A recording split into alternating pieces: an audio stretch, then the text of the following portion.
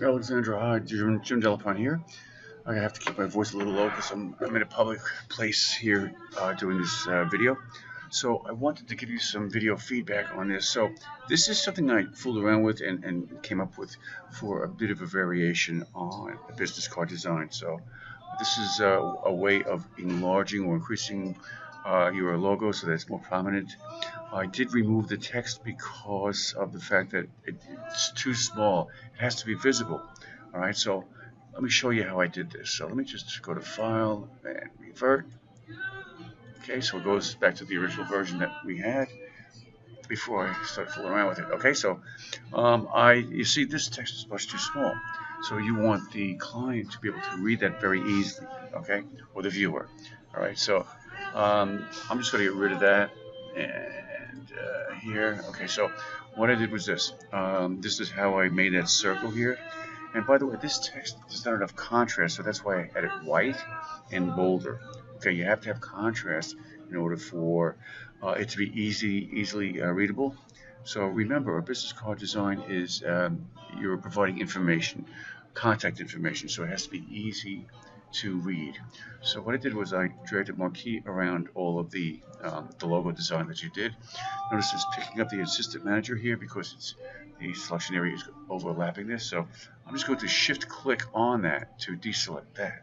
All right, so now I have the logo only, which is selected. So now what I'm going to do is scale it up. So I'm going to go to any corner, click and start dragging out, and then hold down the shift key to constrain it, and then the alt key will also scale out for the center. So I'll scale this up to maybe around this size here, and roughly, and then I'll let go of my cursor first, and then the shift and the alt key. All right.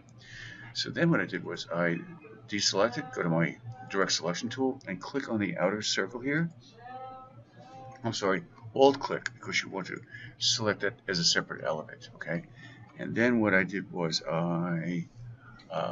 what did I do? I copied this by hitting Control C, and then Control B will paste it behind itself. Okay, so you don't see anything right now, but there's a copy of that shape pasted behind itself. Okay, so note that here it has no fill and a black outer stroke. So I'm then going to go to my selection tool, so there's a bounding box, and scale that up. So click any corner, start dragging out, and then hold Shift and Alt again. All right, so I'm scaling this out just a little bit, then letting go with my cursor first, and then the Shift and Alt key. So and then I'm going to fill this with white, and I'm going to use the default white fill black stroke. So I'll click on that, and then I'll get rid of the stroke by clicking that. So notice how it covers up everything. So that's because of the stacking order. It's now covering up that orange circle, for lack of a better word. So I'm going to now go to Object, Arrange, and Organize this. So I'm going to send that shape to the back. So I'll go to Send to Back. Right, so now you can see that. Okay, see the orange donut.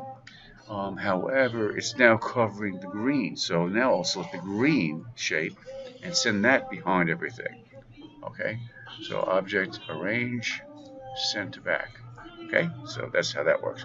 So if we go into outline mode by going to View, Outline, you'll see all of the skeleton version of this essentially. So you'll see that double circle here. So Control Y will bring it back again to full color. And there you go. So I suggest having the text, you know, maybe part of it arc around on the outside of the donut here, right? I like this shape here. Okay, this is unusual that I would say that this is okay, because it's a you want a sophisticated looking design, and this is not really a donut, a nice donut icing, a donut with icing on it. It's not really a sophisticated look, and you want with this client you want to be somewhat elegant and sophisticated looking. So elegant, sophisticated people do not eat donuts with icing and sprinkles. So, but that's okay.